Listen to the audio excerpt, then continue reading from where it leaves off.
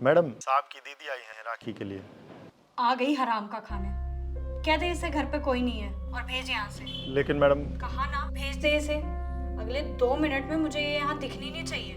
जी ma'am. Ma'am घर पे कोई नहीं है।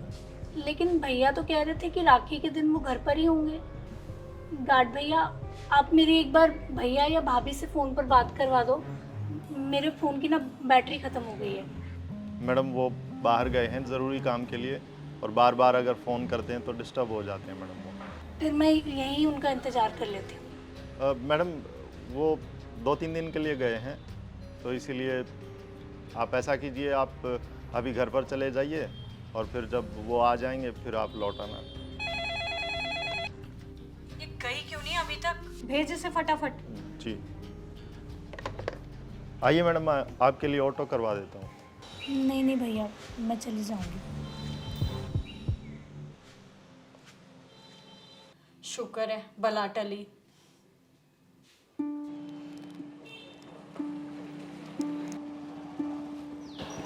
सुमन, ये यहाँ क्या कर रही है? सुमन, भैया, तू यहाँ बाहर क्यों बैठी है?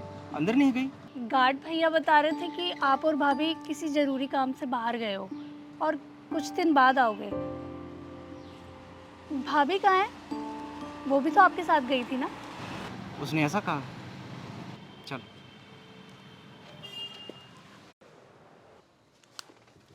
तूने इसे ऐसा क्यों कहा कि हम लोग बाहर गए हुए हैं? सर मैडम ने मुझे कहा था ऐसा कहने के लिए। पूजा, पूजा। मैं तुम्हारा ही वेट कर रही थी। जल्दी से फ्रेश हो जाओ, रोहन भी आता ही होगा। हाँ रमेश, साहब मैडम के भाई आए हैं।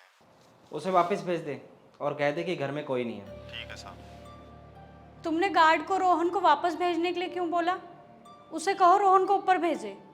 नहीं बोलूँगा, और आज के बाद तेरा भाई इस घर में आना भी नहीं चाहिए। तुम्हारा दिमाग तो ठीक है, वो कौन सा रोज रोज आता है? आज राखी है तो आया है और तुमने उसे वापस भेज दिया। सुमन भी तो राखी बांधने ही आई थी ना।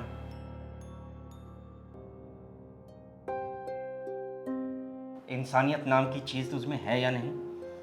आज राखी के दिन तूने एक बहन को उसके भाई से मिलने के लिए रोक दिया।